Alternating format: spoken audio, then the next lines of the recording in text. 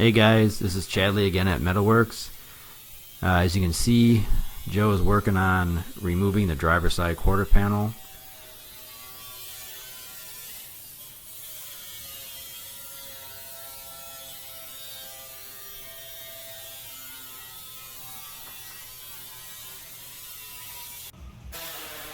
You can see we're not doing the entire quarter, but a vast majority of it.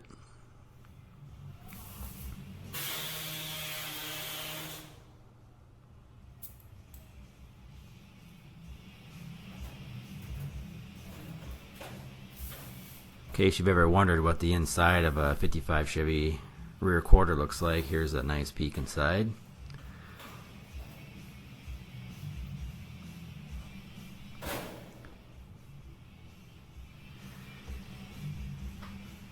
He's got the replacement quarter panel cut down and close to where it's going to need to be.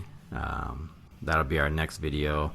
You can see he's got the new rockers in on both the driver and passenger side, and then he hung the doors to make sure that everything lined up, the gaps were proper, and everything fit well with the doors.